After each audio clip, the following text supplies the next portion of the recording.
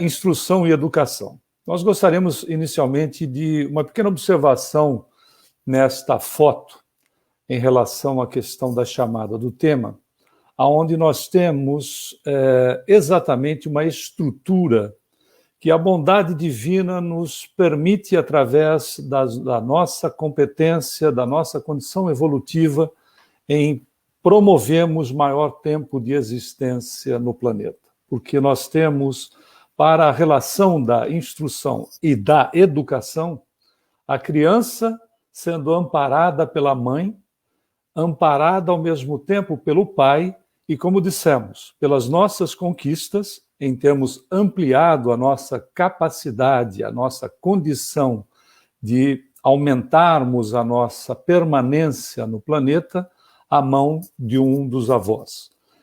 Isso é significativo porque já faz algumas décadas que nós temos esta possibilidade de nos relacionarmos, né, com a terceira geração, coisa que não acontecia, porque a existência era toda muito curta e, por vezes, nós não tínhamos a capacidade, a condição, aliás, capacidade sim, mas a condição de conhecermos os nossos avós.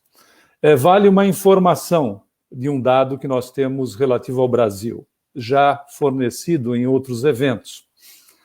O IBGE no Brasil, só a partir de 1950, que ele começou a apresentar a questão da faixa etária dos indivíduos, ou seja, período de vida. É de pasmar que, em 1950, a faixa etária média da existência do brasileiro estava em 45 anos. Ou seja, uma pessoa de 40 anos de idade, né, ou até chegando aos 45, entendamos que é uma média, ela era uma criatura já senil, próxima do seu desencargo. Esta ampliação se deve, evidentemente, às nossas conquistas, e elas continuarão a acontecer. Até porque, biologicamente, nós já estamos capacitados a continuarmos no planeta, numa reencarnação, claro, com condições, por vezes, até um pouco mais limitadas ou limitantes em relação ao corpo físico, mas nós já temos capacitação de ficarmos em torno de 120 a 125 anos. Recentemente, nós também já demos essas informações, estamos reforçando. Recentemente, uma senhora em Minas Gerais, quando questionada sobre a sua idade, de 120 anos, perguntaram-lhe qual era o segredo para ela chegar àquela faixa etária, e ela disse: eu sou feliz. Ela simplesmente, a resposta objetiva e que nos faz pensar a respeito de como nós administramos a nossa vida. E em relação, então, ao processo educacional, hoje, então, temos a condição de estarmos vinculados com elementos que participam da nossa família em maior tempo de existência. Bom, fomos buscar uma entrevista que foi feita por um repórter francês para também um filósofo, escritor e jornalista francês, que é o Jules Régis Debray, nascido em 1940. Na realidade, no momento da entrevista, o repórter faz a seguinte questão: a salvação do mundo está na instrução? Depois foi traduzido como educação, o que não corresponde ao questionamento do repórter. E, por incrível que possa parecer, o filósofo respondeu que não. E citou exatamente Confúcio, que viveu praticamente quase 500 anos antes de Cristo e que ensinava. Ele diz: a salvação do mundo está na máxima desse pensador chinês que diz: não façais aos outros aquilo que não quereis que vos façam. É impressionante, porque se nós formos analisar as questões da relação do amparo, da assistência que nós temos do plano espiritual e no seu comando de Jesus, não nos faltou, em momento algum, em nenhuma parte do planeta, até porque não se pode privilegiar sociedades, porque a sociedade planetária e todas as dimensões dela, né, sendo que uma parte está reencarnada, porque, segundo Emmanuel no Consolador, nós temos hoje 7 bilhões e meio de criaturas, aproximadamente, de criaturas reencarnadas no planeta, para um total, em várias dimensões deste nosso planeta, de 20 bilhões. Tem muita gente, então, tem mais gente nas dimensões espirituais, né, nas suas várias dimensões, do que efetivamente reencarnados. E à medida que nós vamos alcançando possibilidades novas nas questões evolutivas das nossas conquistas no planeta, esse número tende a aumentar. E ele é um aumento gradativo, apesar de preocupações desses ou daqueles de que precisamos fazer controle de natalidade, fazer isso, fazer aquilo. É tudo uma questão de bom senso, obviamente, quando nós tratamos destes aspectos de controle de natalidade, coisas do gênero, temos que usar, acima de tudo, o bom senso. Porque se o indivíduo, a criatura, precisa reencarnar, se não for por nós, né, ele vai reencarnar por intermédio de outras pessoas. Mas, acima de tudo, em relação a essas informações, nós temos que ter bom senso. Não podemos também deixar nas questões relativas à irresponsabilidade dizer que Deus é que sabe. Porque, na verdade, quem sabe da nossa vida somos nós.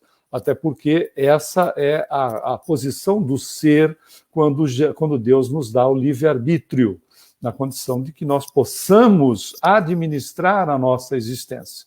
Por isso que somos espíritos e o que nos vale é a autonomia, e não ser regido, porque não o somos, regidos como se fôssemos pedras num tabuleiro de xadrez, que um ser superior movesse à sua vontade. Então, a justiça divina se reflete em nós, se reflete nas criaturas, estejam elas aonde estiverem, através das questões da liberdade de ação ou do chamado livre-arbítrio, aonde eu posso fazer aquilo que eu bem entenda e, à medida da minha conscientização, que ela não se dá por atacado, ela se dá gradativamente. Vamos lembrar até André Luiz, Espírito pela Psicografia do Chico, no livro Sinal Verde, que às vezes nós contraímos problemas por atacado e Deus permite que nós paguemos em suaves prestações, sem juros e correção monetária. Mas não são só os problemas. À medida que eu me conscientize sobre mim mesmo, e aí voltamos a frisar, essa conscientização ela é gradativa, não de uma única vez, obviamente.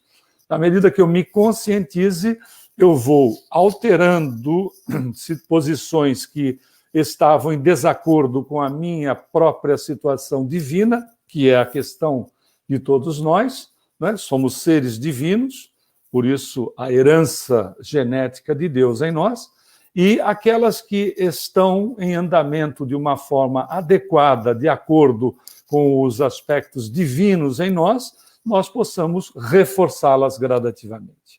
E veja, este ensinamento, então, que vem por Confúcio, em todos os momentos, Jesus atende a humanidade terrestre através dos seus enviados. Este também foi um deles. E Emmanuel, aí nós vamos recorrer a Emmanuel no livro Fonte Viva, que trata também das questões voltadas para a educação, que ele diz: apenas o cérebro cultivado pode produzir iluminadas formas de pensamento. Educa e transformarás a irracionalidade em inteligência e a inteligência em humanidade. Desculpe. E a humanidade em angelitude. É simplesmente fantástica essa informação, esse ensinamento de Emmanuel. Porque ele vai dizer: transforma a irracionalidade em inteligência. Ele está demonstrando para todos nós, estudantes do Espiritismo, as questões evolutivas do ser, aonde estagiamos como princípio inteligente, ou princípio espiritual, ou mono da celeste, conforme definição de André Luiz, é tudo a mesma coisa. Como princípio inteligente, ou princípio espiritual, saímos ou estagiamos no mineral, saímos do mineral para o reino vegetal, aonde vamos automatizando conquistas que estarão refletidas em nós em matéria de futuro. Uma simples observação. No reino vegetal, nós encontramos, conforme já foi até motivo de aula da semana passada, para os amigos e amigas que nos acompanharam na aula Os Três Reinos, nós fizemos essa observação. Tudo que está no ser evoluído, como um Jesus, tem que haver uma estruturação nos reinos onde estagiamos, não com consciência, evidentemente, nos reinos que nós consideramos como inferiores aos nossos, que de inferior não tem, é uma pura e simples classificação, que tem a sua importância de fundamental para a estrutura do todo, né? Então, em reinos mais básicos, que nós poderíamos até utilizar essa terminologia, que seria melhor aplicada, tudo aquilo que está no ser em grande evolução, em Jesus ou nos espíritos evoluídos, ele é exatamente estruturado nesses reinos onde nós ainda estagiamos como princípio inteligente ou princípio espiritual. Tanto é que no reino vegetal é o único ser que se alimenta de luz. E nós, quando chegamos a um nível evolutivo tal, a alimentação desses espíritos superiores se dá através da assimilação da luz. Nós não entendemos, aí não é a questão da luz material, né? É daquilo que emana do Criador. Então, há que se ter uma estrutura que nós vamos conquistando nesses estágios. É brilhante a frase de Emmanuel, porque ele também vai trabalhar nas questões evolutivas do ser, como também André Luiz e tantos outros, nos mostrando, não é, que saímos da irracionalidade, vamos para a inteligência, da inteligência para a humanidade e de humanidade para a angelitude, que é o caminho que nós estamos trilhando.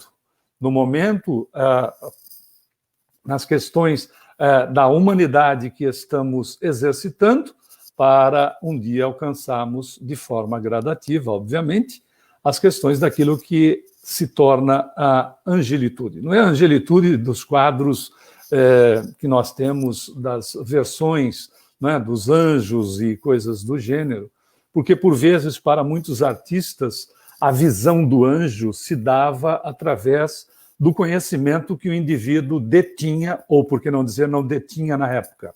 Eu, sendo clarividente, vendo um espírito que está elevado e não está utilizando dos seus pés para caminhar no solo, ele pode estar volitando ou pode estar em uma posição elevada, só se tinha uma relação, por isso que precisamos analisar qual a interpretação naquele instante, só havia uma relação entre quem podia estar no ar tinha que ter asa, né?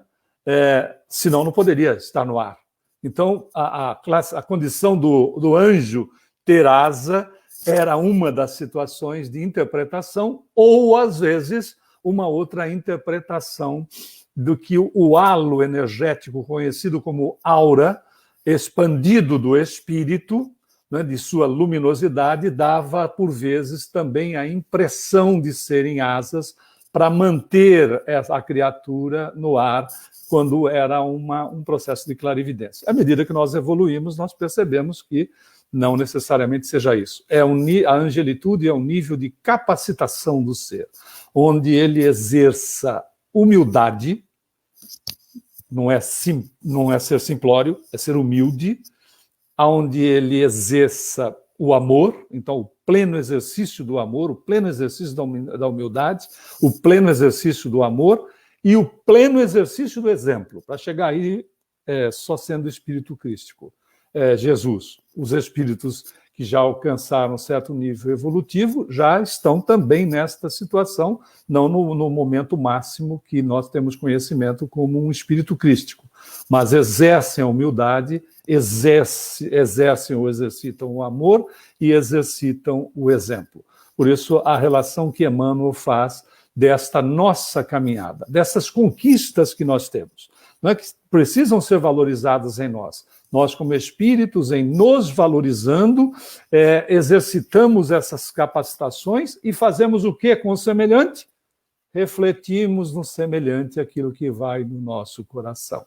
não é? Valorizamos as criaturas independente do nível evolutivo de compreensão, de conhecimento que ela possa apresentar. Muito bem. E outros aspectos relativos ainda à nossa humanidade, nessas questões evolutivas. O quanto nós vamos entender sobre o respeito de toda a sociedade no momento em que se encontra. Nesse livro Caravelas do Cristo, que é do Dr. Inácio Ferreira, pela psicografia do Bacelli, ele faz uma análise interessante, e não é uma análise feita por ele, pura e simplesmente, ele vai se basear também num trabalho que é apresentado em André Luiz, que nós já vamos, inclusive, colocar a obra, que é Sexo e Destino, mas ele ele esmiuça alguns resultados em relação aos interesses das criaturas. E é importante salientarmos que o fato do interesse estar mais vinculado a um determinado ponto em nada desmerece outras pessoas que estejam num nível de entendimento superior. O que nós precisamos compreender numa análise nas questões de padrão mental das pessoas é o momento evolutivo como um todo no planeta, onde ele vai dizer o seguinte, que 50% das criaturas no planeta estão vinculadas a um imediatismo da vida no próprio planeta, na Terra, em questões de política e ambições pessoais. Não é? Por isso que dissemos, em nada desclassifica. É o momento do grupo societário do planeta. Ele vai além e diz 35% de outros estão vinculados a pensamentos e palavras sobre questões de ordem sexual. Outros 10% relativos à família consanguínea. Veja que o número começa a ser reduzido, mas tem já um percentual bastante considerável. Né? Parece ser pequeno, mas não é. As pessoas às vezes dizem assim, uma andorinha só não faz verão. Não, não faz não, mas faz diferença. E essa é a estruturação do espírito quando ele deseja. Vamos usar alguns exemplos aqui, mas às vezes, mas fulano ou ciclana são fulano e ciclano. E nós somos nós. Cada um exercita de acordo com a sua capacitação. Quem acreditaria numa freira meia corcunda que ia nas feiras na hora da xepa, ou seja, no final, mas não para pegar as oportunidades de preço, mas por vezes pegar de produtos que estavam sendo descartados na região de Salvador para fazer sopa para os pobres, que acabou sendo canonizada, que é a nossa querida Irmã Dulce. Lembre-se que canonização, santificação, não significa um indivíduo que está deslocado da humanidade. Santo, o sinônimo de santo é uma pessoa boa, uma pessoa de bom coração, uma pessoa que ame. Então, nós vamos ver exatamente essas questões de uma Irmã Dulce. Outra situação que nós poderíamos buscar, não é? A Madre Teresa em Calcutá. Quem diria que uma criatura daquela, com votos de pobreza, como também a Irmã Dulce tinha dentro das suas estruturações, as questões voltadas para o reflexo dela no planeta. Indo mais além, quem diria que um sujeito com o antigo 4º ano primário e repetente colocaria à nossa disposição, depois com todos os achados e edições que tiveram a posteriori dele, né, do seu desencarne, 500 livros à disposição nossa e um indivíduo simplório, considerado praticamente um matuto por muita gente, né, que se posicionaria como um elemento diferenciador no mundo. Estamos falando, sim, sem sombra de dúvida, de Chico Xavier. Mas poderíamos ir para um japonês, para o Masaharu Taniguchi, que também deixou 500 obras escritas e fundou a conhecida Seichunoye. Entre tantos outros, né? O Papa João Paulo II, né? As diferenças que estão fazendo um Papa Francisco, são criaturas como nós. Mas é que esse é aquele. Nós, dentro da nossa condição na relação com a nossa família, com os nossos amigos, com os nossos parentes, com as pessoas às quais nós não temos um relacionamento direto, mas temos a condição de estarmos presentes no que diz respeito a encontrarmos com essas criaturas e, por vezes, não necessariamente temos esse relacionamento, mas são transeuntes ou são até pessoas no veículo ao lado, podemos ter uma postura de tranquilidade, de calma, etc., porque nós nunca sabemos quem vai do outro lado. Os problemas que a pessoa tenha, as enfermidades que essa pessoa possa ter.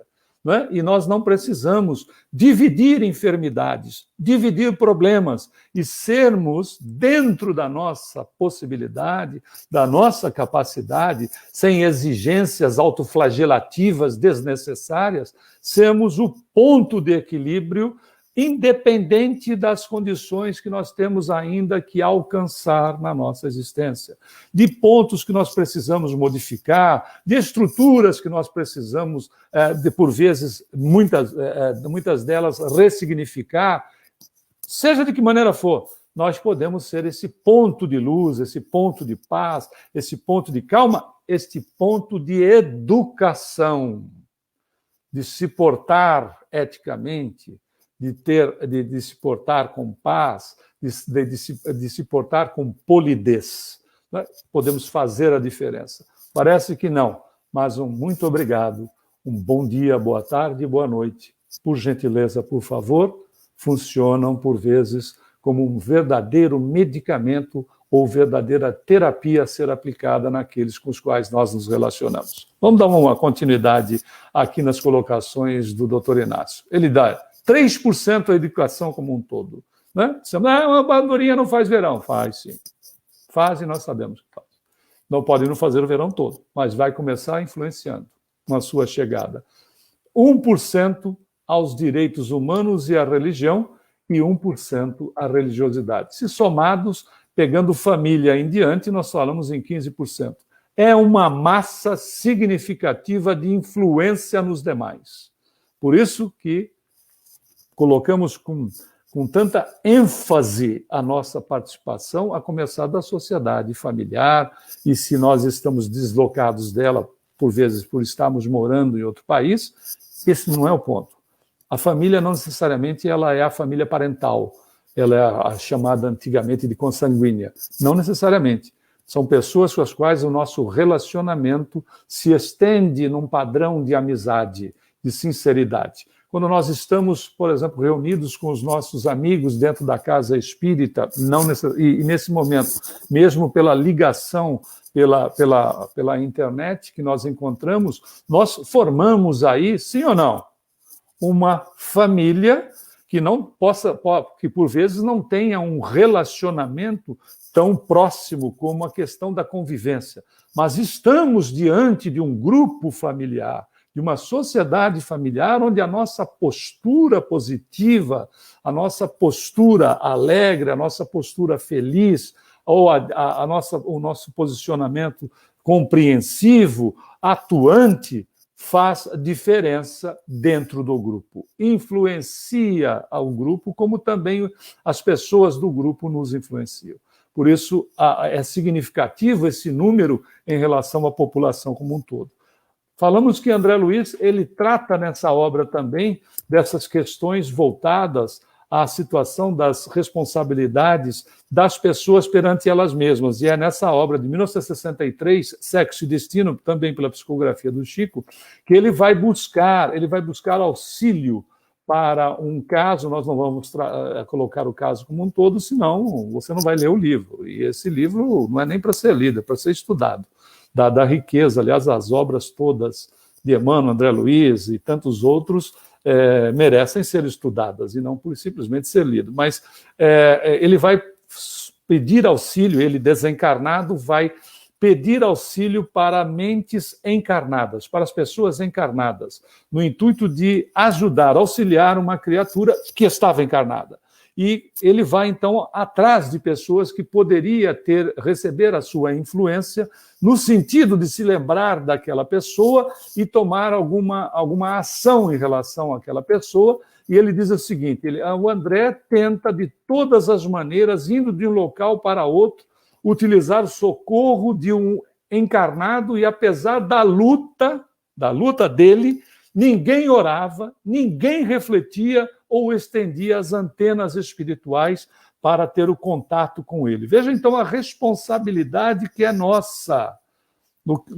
Se queremos alterar padrões da nossa existência, vamos buscar o ensinamento de Jesus. Não é novidade, não é o Espiritismo que traz isso. O Espiritismo, na verdade, é cristianismo redivivo.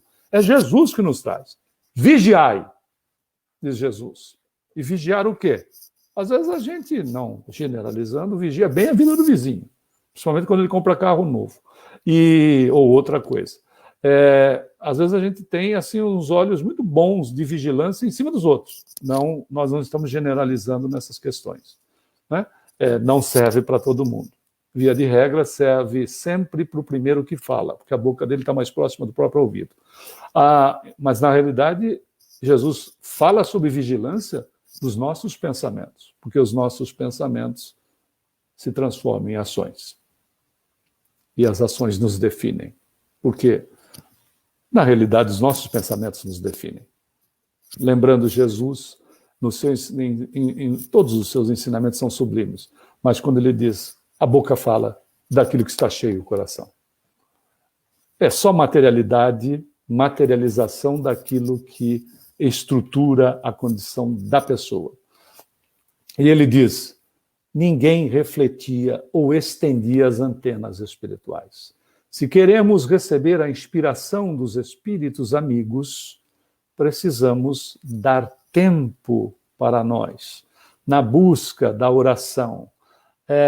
A oração no sentido de pensar bem.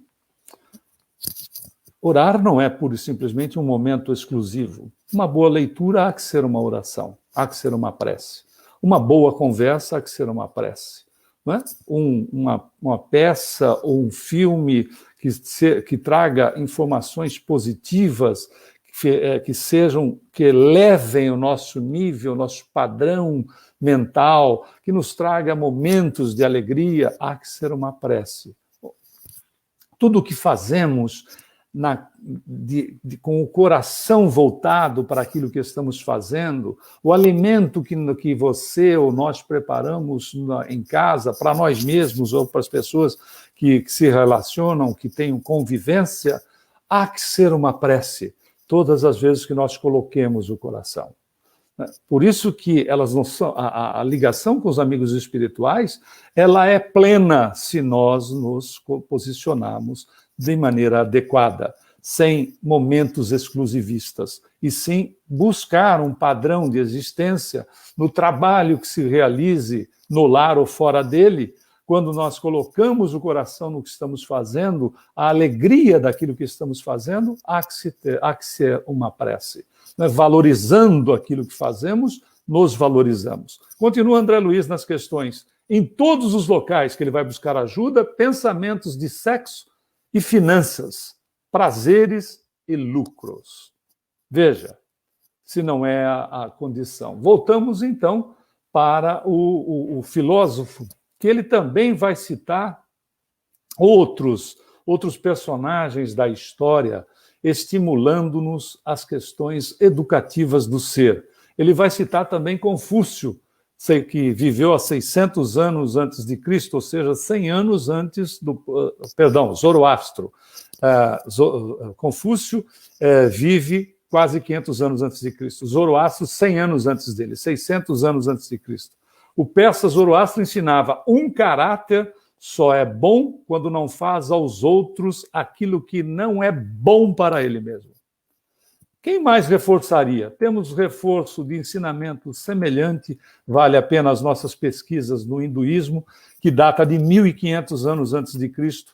No budismo, no Siddhartha Gautama, o Buda, ou o Iluminado, que significa Buda, 565 anos antes de Cristo, e no Jesus, no Sermão da Montanha ou do Monte, que nós encontramos em Mateus, no capítulo 7, no versículo 12, que também é aplicado no judaísmo e no islamismo. Porém, com Jesus há uma diferença de caráter fundamental quando ele nos ensina. Portanto, tudo o que vós quereis que os homens vos façam, fazei-lhe também vós, porque esta é a lei e os profetas. É impressionante porque Jesus, ele não é ação negativa, é ação positiva.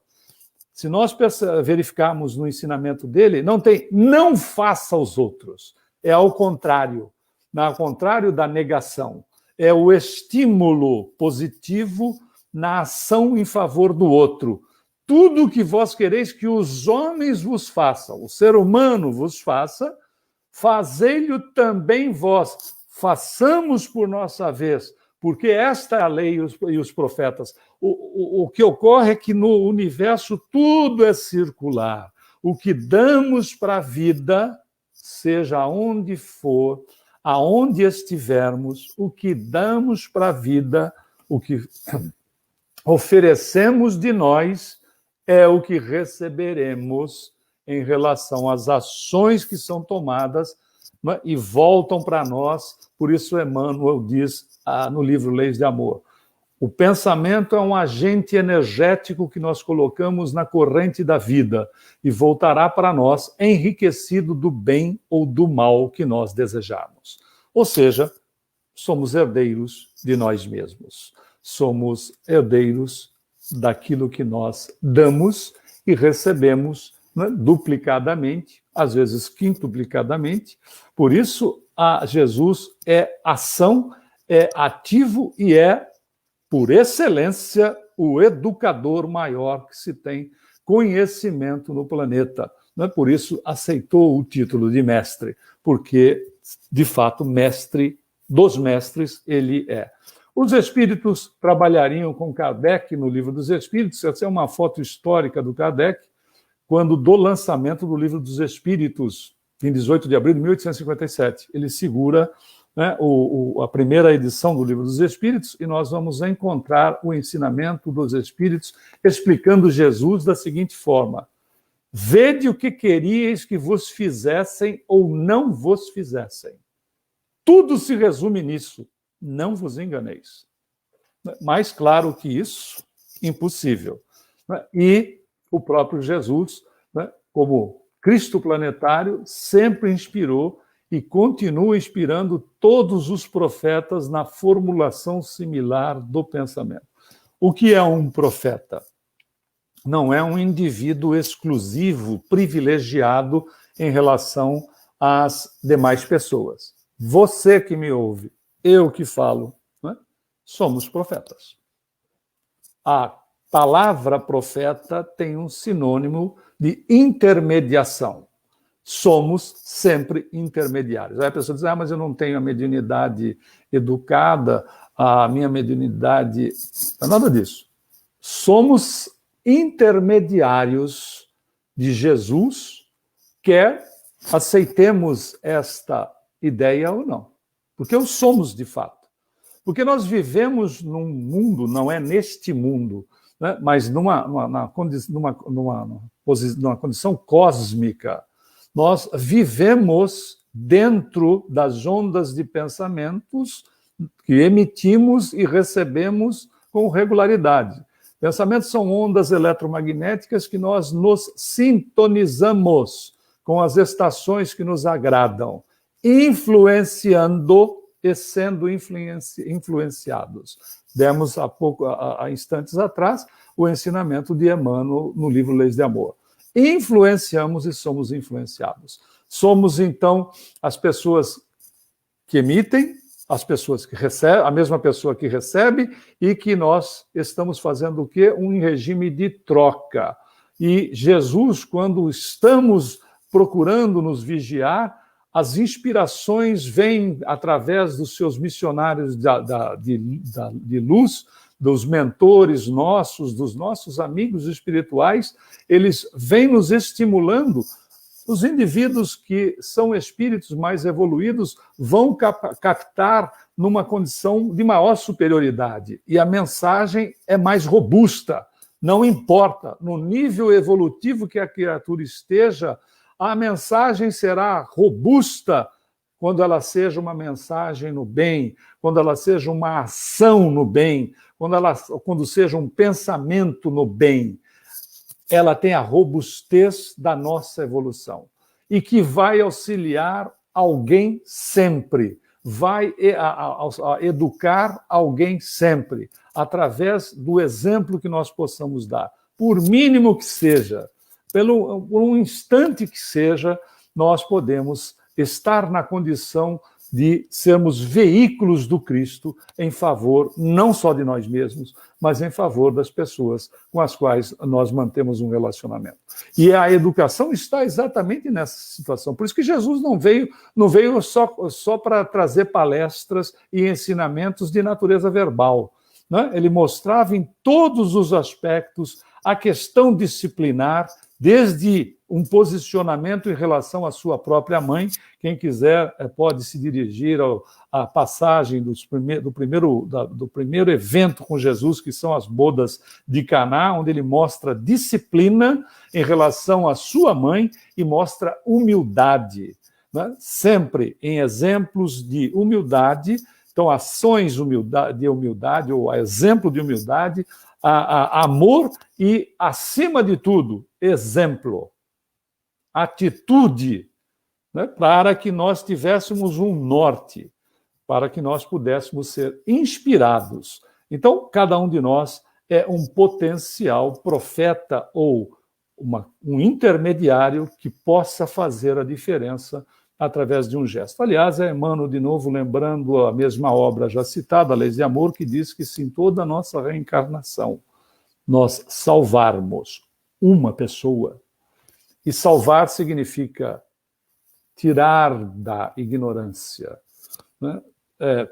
Buscar conscientizá-la dentro da possibilidade dela, nas condições da educação em relação à moral do Cristo, dentro desses aspectos, e também da instrução, que ela vai nortear a criatura para as escolhas, inclusive, né? Ela não é de forma alguma descartada. Se nós salvarmos uma pessoa durante toda a nossa existência, diz Emmanuel, nós ganhamos a reencarnação. Isso é uma realidade naqueles que se propõem, né, desde a educação, da condição da instrução, e servem em determinados momentos como educadores. Não o educador por excelência, porque o educador por excelência, né, o Jules Regis Debray vai dizer, a instrução estará nas escolas dos homens, enriquecendo-nos a respeito das ciências do mundo. Quanto menos tendenciosa, quanto mais específica a cultura, mais os intelectos serão desenvolvidos, cooperando com a nossa livre forma de pensar e decidir, ou nossas escolhas. Bom, aí nós vamos refletir sobre a própria posição da casa espírita, não é? O que a casa espírita nos oferece? Só assistência espiritual? Não. A casa espírita nos oferece norte, luz, através dos estudos do Evangelho, na condição de conhecer-se, porque o problema não é curar a enfermidade, mas é fazermos medicina preventiva para que nós não possamos enfermar ou não venhamos a enfermar novamente. Então, olha a proposta educacional do Cristo refletido na casa espírita, nos estimulando ao estudo, né? Nos estimulando à leitura, nos estimulando ao exercício do bem, seja de que natureza for, sem exageros, dentro das nossas possibilidades. Mas esta é a proposta do Cristo, para que nós possamos refletir isso nas pessoas, né? É a andorinha, que sozinha não faz verão, mas já começa as suas influências dentro da capacidade que ela tenha. Por isso que, claro, o grande educador sempre será o lar. Até porque, na grande maioria de nós, salvo algumas raras exceções, chegamos nesta pequena sociedade que se chama lar, que se chama família.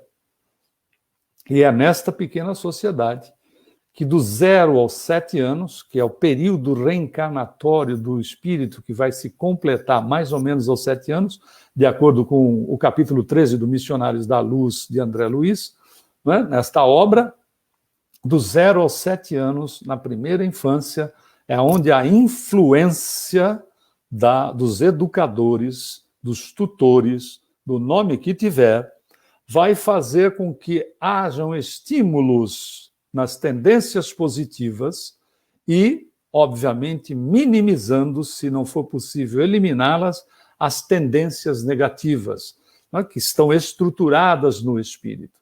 A influência da educação. Por isso que ouvimos comumente, a educação vem do berço. Vem mesmo. Porque um indivíduo tratado como uma nau a matroca, ou seja, uma nau sem leme, se nós deixarmos sem o investimento da educação dentro da família, dentro do lar, este indivíduo estará com toda a sua bagagem e os equívocos também dela, né, em plenitude, quando começar a alcançar o grau primeiro fora da primeira infância, né? O grau primeiro da adolescência. Quando nós falamos na questão da educação, vamos de novo voltar a Jesus. Que o seu sim seja sim e que o seu não seja não. Os pais, os educadores, por isso educadores, sejam pais, tutores ou outra denominação que se queira dar, não são coleguinhas dos filhos ou dos seus educandos. Não são coleguinhas. São educadores. Coleguinha a gente tem na rua. Os educadores são aqueles que, por vezes, vão colocar o não ou vão colocar o sim, né, mas mantendo, conforme Jesus, que o seu sim seja sim e que o seu não seja não.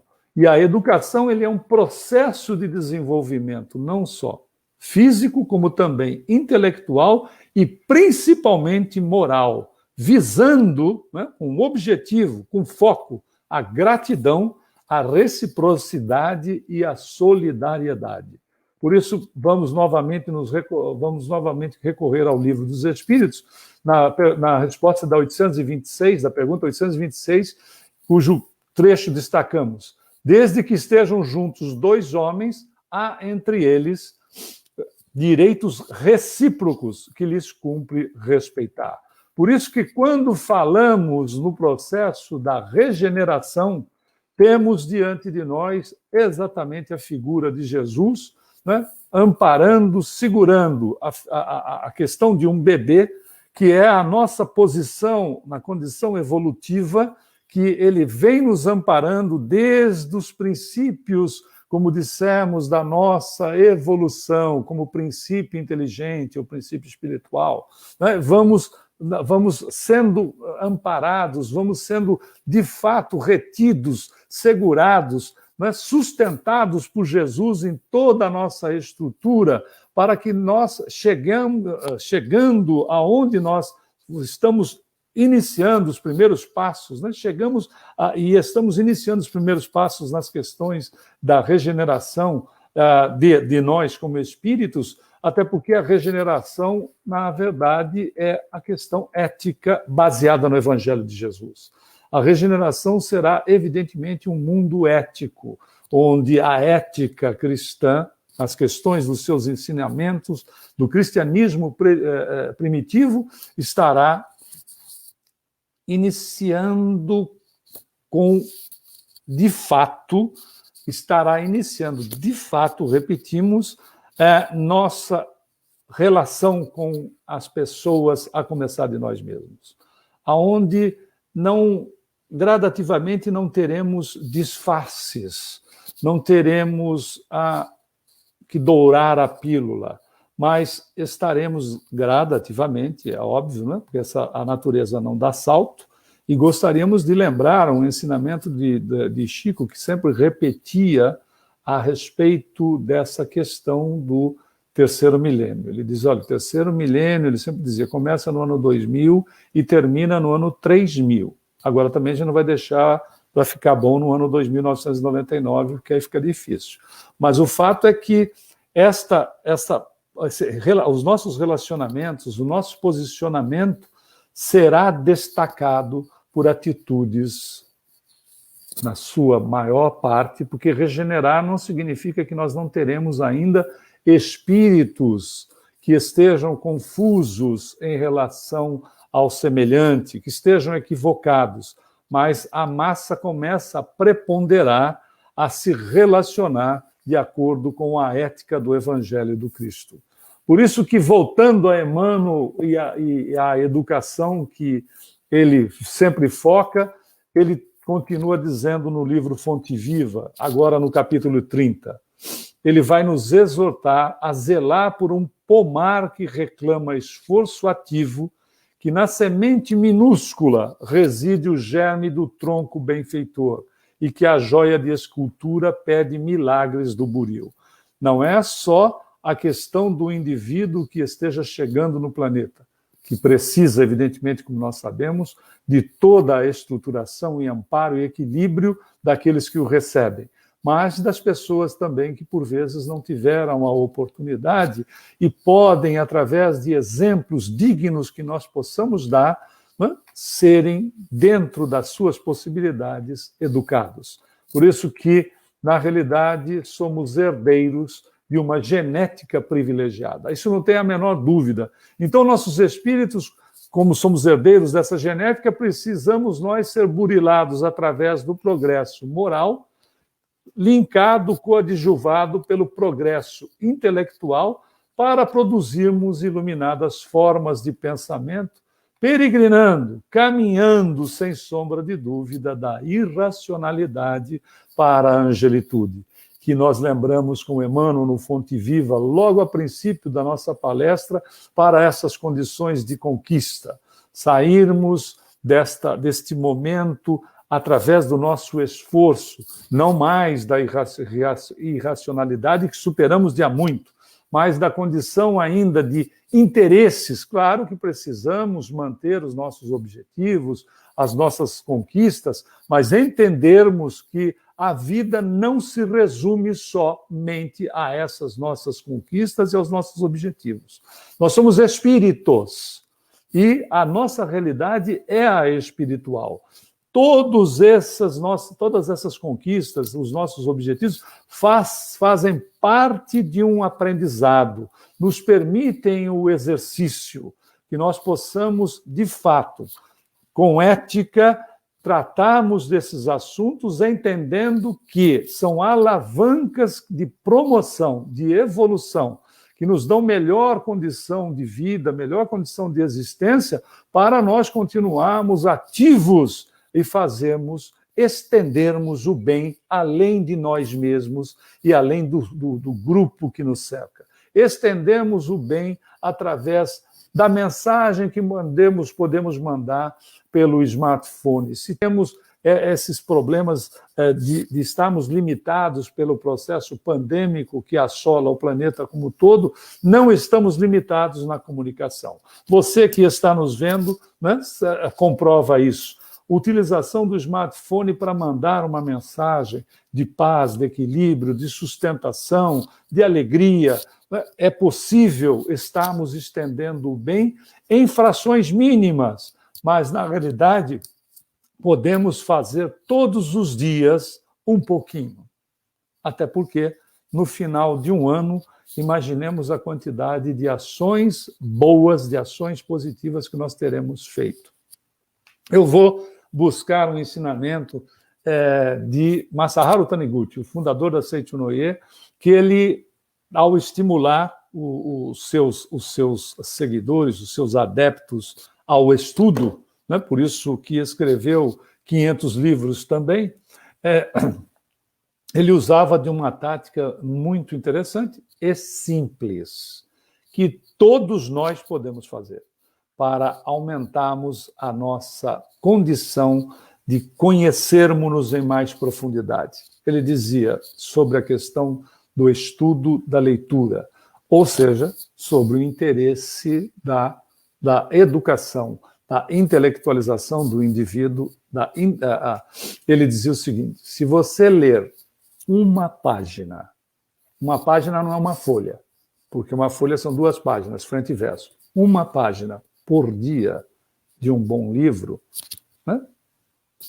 Nós teremos lido 365 páginas num ano, ou seja, um livro. Se nós tivermos um tempo de existência, dependendo da tua idade, de mais 20, 30, 40, 50 anos, espero que seja muito mais, dependendo da idade de cada um, nós teremos lido mais 20, 30, 40, 50, 60 livros. E teremos aumentado a capacidade de conhecermos a nós mesmos, de trabalharmos aspectos educativos em nós e de nós refletirmos para o semelhante. Por isso que Jesus, regeneração, educação, está na pauta do processo evolutivo do ser, que nos traz, pela condição do mestre que é, pela condição de nos trazer, pela educação no sentido ético do seu evangelho, nos reflete maior capacidade de trabalho em nós mesmos e de reflexo do nosso trabalho para o semelhante.